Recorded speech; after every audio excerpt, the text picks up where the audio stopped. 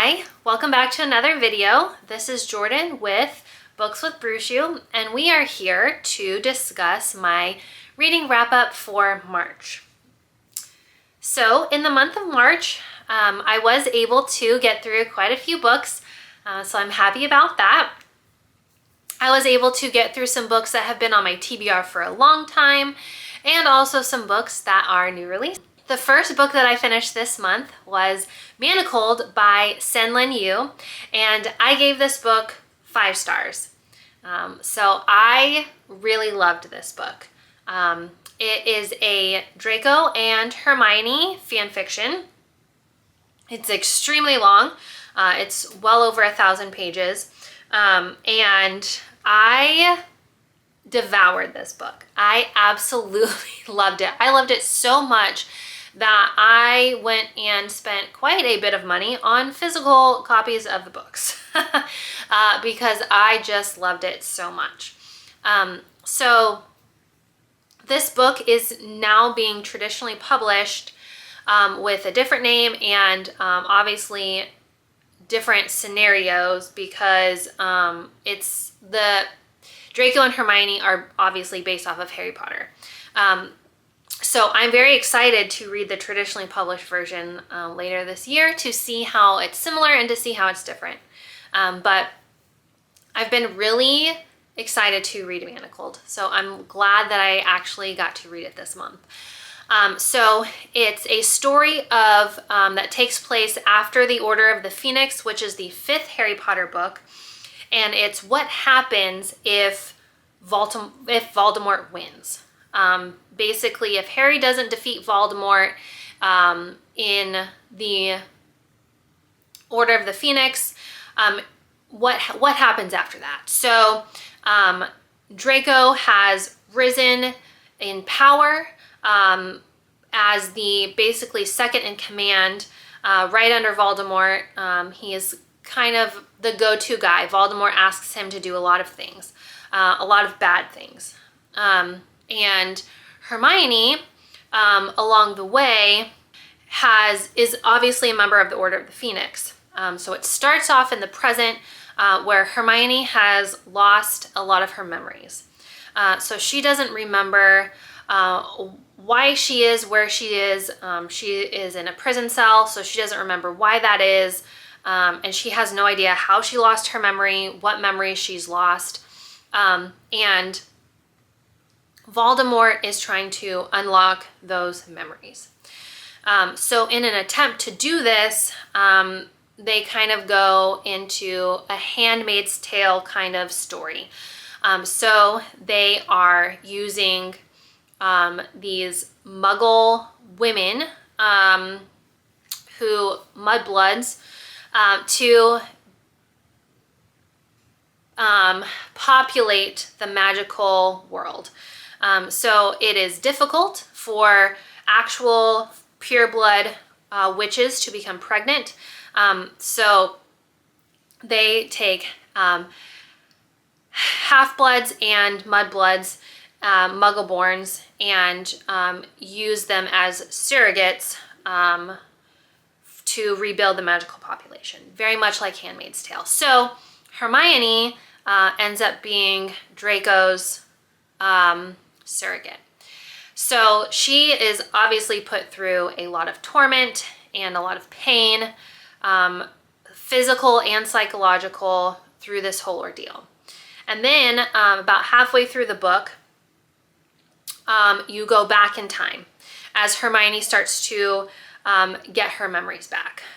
So the way that they have decided that Hermione would get her memories back is if she becomes pregnant. So Hermione goes back in time as she's remembering her memories, and that's when we read the story and the beginning of this Draco-Hermione relationship and how that bloomed and blossomed and came about. It's an excellent book. I really loved it. Ups and downs and highs and lows, and it was just a really good story. So I really enjoyed that one and gave it 5 stars. So the next book that I finished was called The Poisoner's Handbook by Deborah Bloom. So this book, I was already about halfway through when the month started, and I was able to finish it. It's basically a nonfiction book set in the 1920s and 30s about different poisons and how they were used to either advertently or inadvertently kill people. So it goes through like grain alcohol during Prohibition, how that was killing people because it wasn't produced properly, moonshine, all that stuff, how it was killing people, cyanide, mercury, and how the coroners and chemists and scientists were figuring out what the inside of a person looked like who had been poisoned.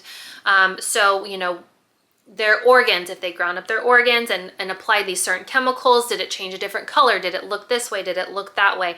What did the inside of their body look like? What did their lungs look like? Their liver, their stomach, etc.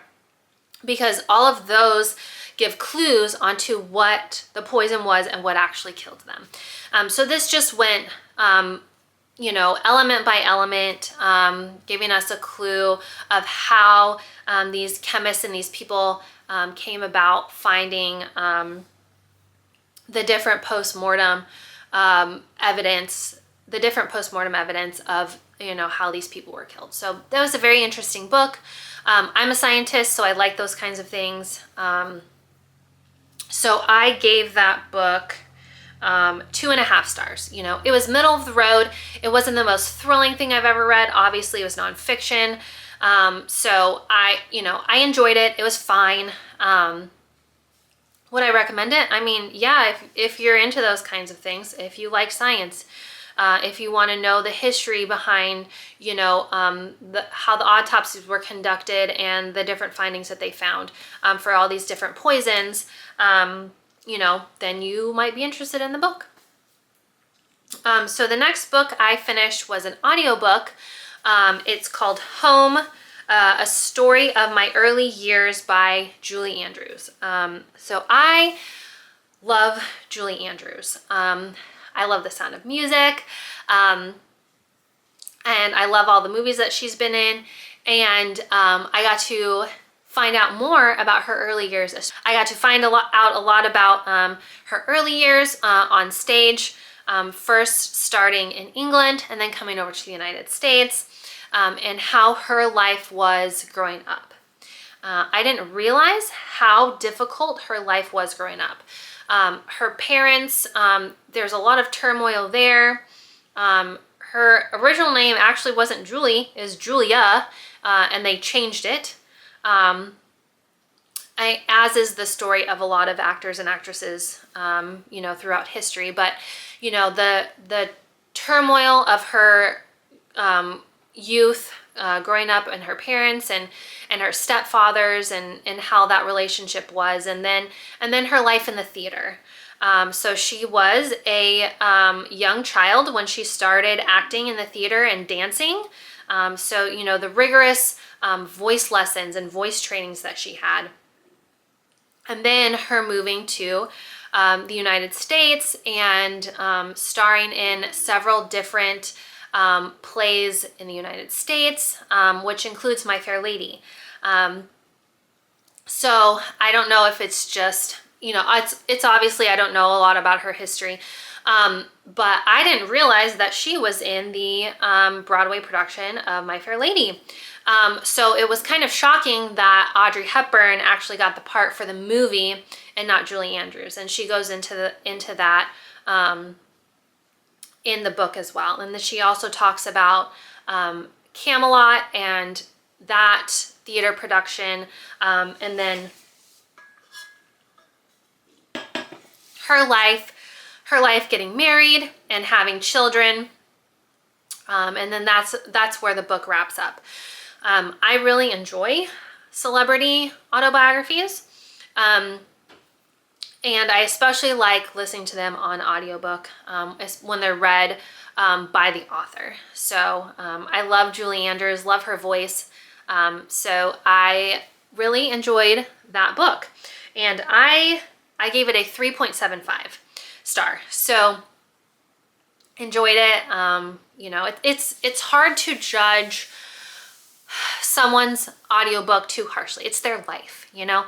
Are you gonna say, oh, well, her life wasn't exciting enough, you know, whatever. She did a lot in her life, especially in those early years, you know, trying to come up. And this book doesn't even talk about The Sound of Music. It barely touches on Mary Poppins right at the end. And so, you know, she does have another audiobook, which I also have. So I'm excited to also get into that one. So after that book, I read, or rather listened to Dinner for Vampires by Bethany Joy Lenz. So I watched One Tree Hill from when it originally came out. I was in high school and I absolutely loved that show. I still love that show to this day. I love rewatching that show. It's just one of my favorites. So I was very interested when her autobiography came out and found out that she was in a cult. So obviously, while watching the show, I had no idea that she was in a cult and no idea that she was going through all of this. So it was very interesting to see a background of her story and how she kind of accidentally got involved in this cult and how it just kind of bloomed from there and just like snowballed out of control, and how her life got turned upside down from these people who had, you know, abused and emotionally manipulated all of these people in the past, and they like moved from area to area to area. Once they were found out here, then they just moved to this area and did the same thing to these people, and then moved to this area and did the same thing to these people. And just the emotional manipulation of the father and then the sons, and then, you know, all these people that are just around them perpetuating this and giving these people their money, and then, you know, just the financial abuse and that whole situation. So it was very interesting and very enlightening. And so I really enjoyed listening to that audiobook, especially since it was read by Bethany Joy Lenz, who was Haley in One Tree Hill. So I am very fond of her. So it was a very good audiobook to listen to. And I gave that one 4 stars. So after that, I finished Onyx Storm.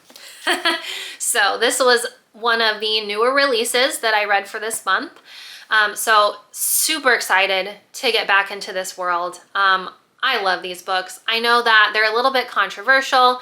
People say they didn't like Iron Flame. People were very disappointed by Onyx Storm, but me personally, I really enjoyed it.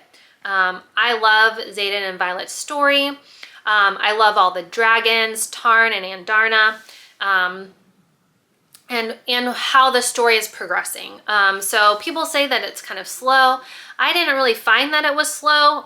You know, there are certain plot points that you have to actually go through before you can get to the next step. So, you know, this furthered the battle and the war that they're in, fighting the Venin and all of that, and trying to discover new things and discover ways to defeat the Venin or cure them, or, you know, whatever. And then also trying to incorporate the Griffin riders, the Griffin flyers, the flyers into their quadrant, and get them all involved and trained and in school. So Violet is still in school. Xaden is obviously not anymore. So this is just furthering the story. So I really enjoyed reading this book. I read it pretty fast. I am a slow reader. So a book this size will take me several days to get through, even though I try to devote a couple hours a day at least to reading, if I can manage it. So I really enjoyed this book. I gave Onyx Storm a 4.5 star. So really enjoyed it. I did not enjoy it quite as much as Fourth Wing, which seems to be the story of a lot of people. And I enjoyed it about as much as I did Iron Flame, which I really liked. I've really liked all 3 books so far, and I'm really excited for the next one to come out. So after Onyx Storm, I started The Teller of Small Fortunes by Julie Long. So this is the Fairy Loot edition. I believe it came out like November of 2024, something like that, for the adult box. And it just has beautiful end pages, and I really love the naked hardcover of this so much. It's just so pretty. So this story follows our main character. Her name is Dao, and she is an immigrant, and she moved to this new country with her mother after her father was killed in a war. So her and her mother moved to this new country, and her mother remarries. And Dao did not care for her stepfather or how he was treating them, and her mother was depressed, so she left home. Dao left home and became the Teller of Small Fortunes. So she had her wagon and her mule, and they had traveled from village to village telling small fortunes. So just, you know, little predictions of small things that will happen, not big ones that can majorly affect people's lives that can't be changed.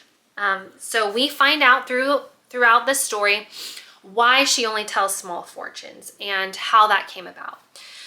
So in her journey, traveling from village to village, she meets a couple people along the way who become her friends and eventually become her family.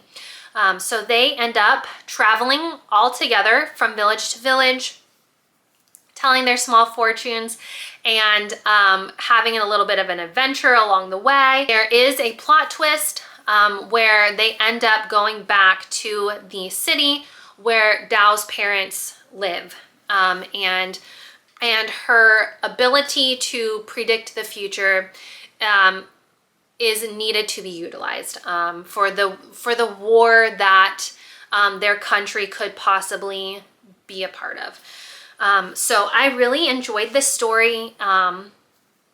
It was very lighthearted. I found at times where there was a twist in the story, like, oh, this bad thing could possibly happen. Like, oh, what's going to happen next? And my brain automatically went to something terrible is going to happen. But that's not the kind of book that this is. So any issues that they had, any challenges or problems, they were able to solve pretty easily. Nothing majorly bad ever happened. So this was more lighthearted.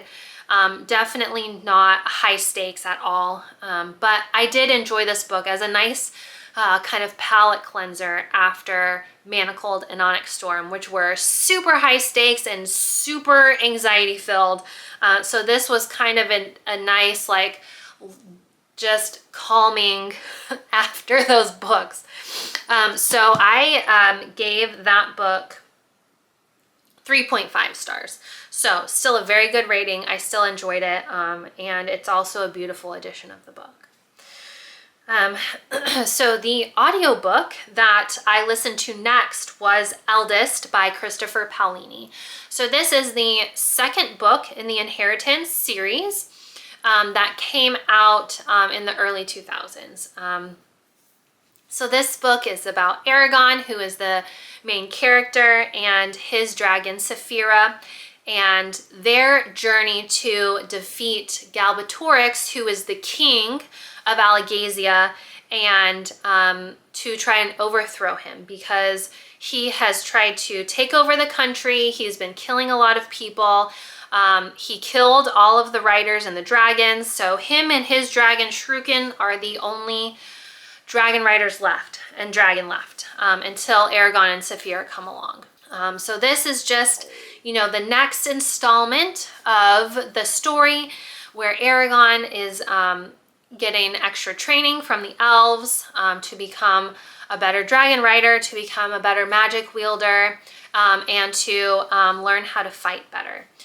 So it's the next step in their journey. Obviously, there is a battle that happens toward the end, you know, just to increase the stakes, just to elevate the story a little bit. But again, this is a reread for me. I really enjoy this series. I started Eragon, or I'm sorry, I read Eragon last year. It was the Homely and Homey Book Club's book for 1 month last year. Or was it? Yeah, it was last year. So I read that as a reread, enjoyed it. Finally got to pick up Eldest this month. So I ended up giving it a little bit higher rating than I have in the past. So in the past I have given it 4 stars, and this time I gave it 4.25. So a little bit higher, and I enjoyed it a little bit more. And I'm excited to get into Brissinger as the next book in that series.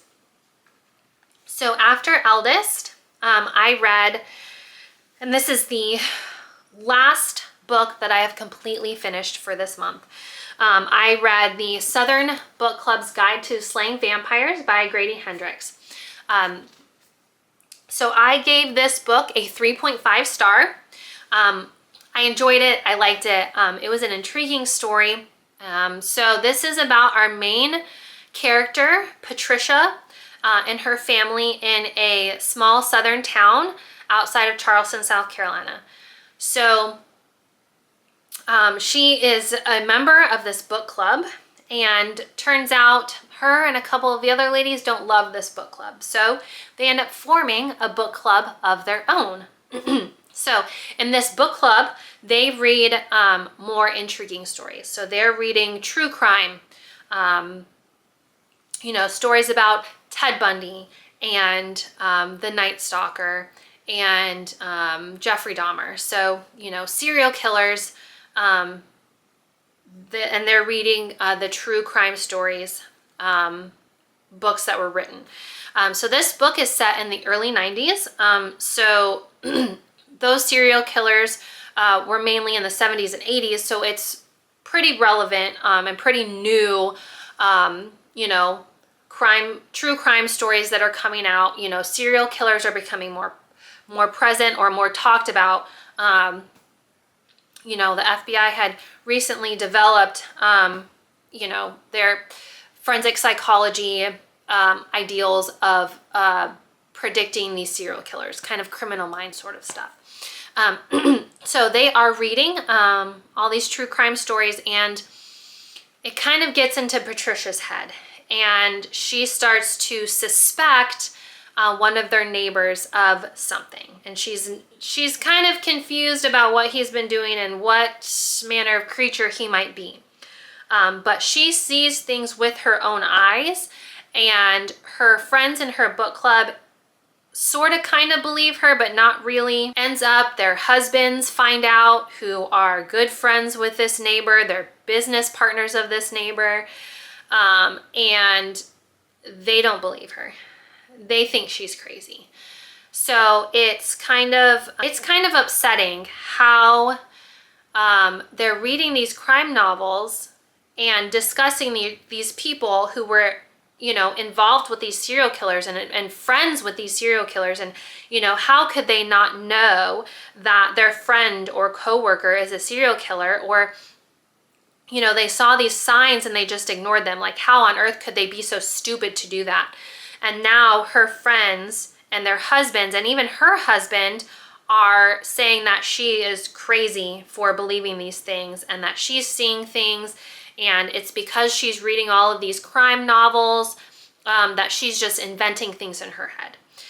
So the story kind of progresses from there, and eventually she does find enough evidence and enough proof that she shows her friends in her book club, and they finally actually believe her.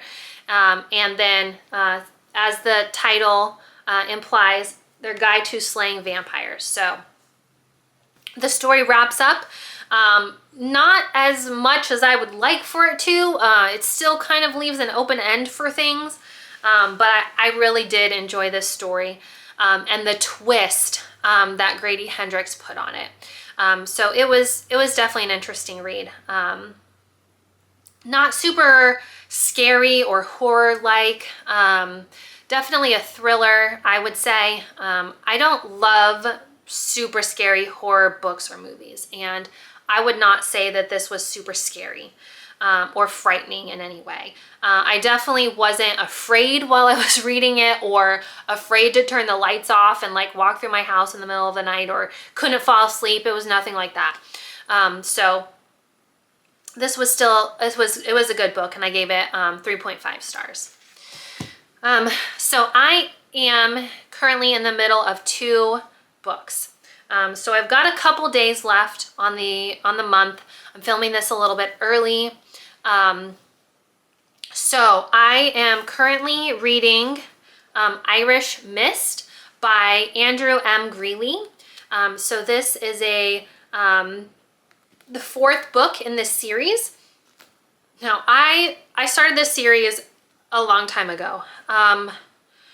Probably, honestly, like 15, 17 years ago, something like that. It's been a really, really long time since I've read any books in this series. And this is the 4th book. So I'm not very far into it. I'm about 30 pages into it. And so I'm just trying to kind of reintegrate myself with this world, remember kind of what happened in the past books. And I probably won't finish this book before the end of the month. But honestly, it might be a DNF for me. So it's kind of a mystery series where this Irish woman, she's psychic.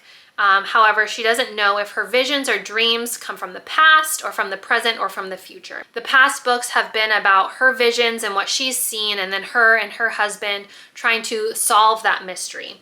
They're very Irish based. I love Ireland. I love reading about their lore and their history and events that have happened there.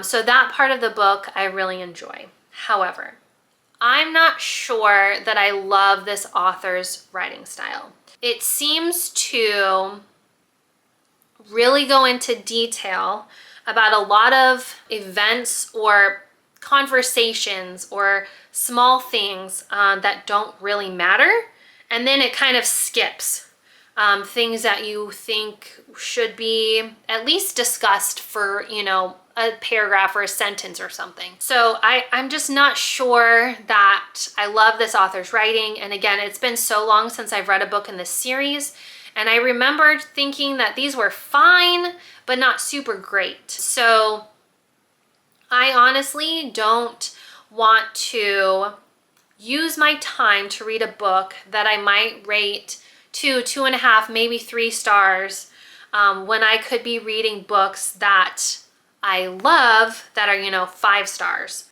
I'm gonna give this a couple more days until the end of the month to see how I feel about it, and then I'll see where I go from there, see how far into the book I get, and then make a determination if I'm actually gonna finish it or if I'm gonna decide to DNF. Now, if I do DNF this book, then I'm going to go ahead and just DNF the whole series, and I will go ahead and unhaul all of the Andrew Greeley books that I have on my shelves, which is quite a few. I've probably got, I don't know, five more books in this series, 4 or 5. But I'll go ahead and unhaul those if I do end up DNFing this. So then the next book that I'm about halfway through, I'm listening to the audiobook of Lessons in Chemistry by Bonnie Garmus. So this kind of took the reading world by storm, maybe a year or so ago. Like I said, I'm about halfway through the audiobook. I'm enjoying the narrator, and I am mostly enjoying this book. So I got about 10 chapters in and kind of took a break from it. I was getting a little bit bored, wasn't super interested in the story, and also my library loan for Eldest came in. So I decided to listen to Eldest and then come back to Lessons in Chemistry. So now that I've started listening to it again, I'm enjoying the story a little bit more. More things are happening than just the day-to-day life of the couple that the story started off with. So the first 10 or so chapters was introducing the characters and kind of their day-to-day lives together, which was getting kind of mundane for me. But now a big event happened, and so it's about the main character, Elizabeth Zott. She's a chemist in the 1950s, and it just really details how badly women were treated back then, and how unfairly women were treated back then. And she is trying to be, she is a chemist. She's a chemist. She's not an intern or a technician or any, she's an actual chemist. So she is trying to make her place in this world, make her place in the company, trying to be respected and valued just as much as a man. And that is proving very difficult for her during this time period. So I'm enjoying her story, being a scientist myself. So I can kind of relate to that a little bit, not quite to her level, but I am enjoying her story, and I can, kind of relate to how her mind works a little bit. Very cut and dry, very analytical, not so much involved in the drama or, necessarily people's opinions of her until it affects her work because she's a woman. So I'm about halfway through the audiobook and I'm really liking it so far. My library loan for it runs out tomorrow. So I don't think I'm going to be able to finish it by tomorrow, but I'm going to do my best, and then I will put my name back on the wait list, and then whenever that comes up again, I'll actually be able to finish it. So hopefully in a later wrap-up video, you will see my actual rating for that book. Now there are a couple of books that were on my TBR for March that I didn't get to. So I had also on my list for audiobooks Beyond the Wand. So I put in a library hold for this book and it has not come in yet. However, on my TBR for April, on my spinning wheel, one of the audiobooks that came up was an autobiography. So I'm going to push this book into my April TBR to fulfill that prompt, because I didn't actually get to it this month because the holds never came in. And then two of the physical books that I did not get to this month were Throne of the Fallen by Kerri Maniscalco. So this was a shelf pick on my TBR wheel, and I just didn't have time to get to this one this month. And then also I'm trying to incorporate a book of the month book onto each of my TBRs, whether it comes up on my book spins for my TBR, or if it doesn't fulfill one of those prompts, then whichever book I pick for that month gets added to my TBR. So that's what happened last month. And I had chosen Our Infinite Fates by Laura Steven as my book of the month. And unfortunately, I just didn't have time to get to this one. The reason being is that I obviously was super excited to read Manacled and Onyx Storm. The Southern Book Club Guide for Slaying Vampires was on my TBR because I've owned this book for a really long time and I just needed to read it and get it done. So I did that. And then The Teller of Small Fortunes was actually my book for my Adventures in Eldia read-along. So it's a year read-along, part of Magical Readathon. And my prompt for the month of March was a book with a drink on the cover. So this book has tea on the cover, which does play a prominent part actually in this book. So those were kind of my priority books for this month. And then I chose to pick this one up just because it was the shortest and most likely a DNF for me. So that's why I ended up picking this one up at the end of the month. So Our Infinite Fates and Throne of the Fallen will go back on my shelves to hopefully be picked for another month. So that is my wrap up for March. Comment down below if you have read any of these books, if you liked them, if you didn't like them, or if you're interested in reading any of these. So thanks for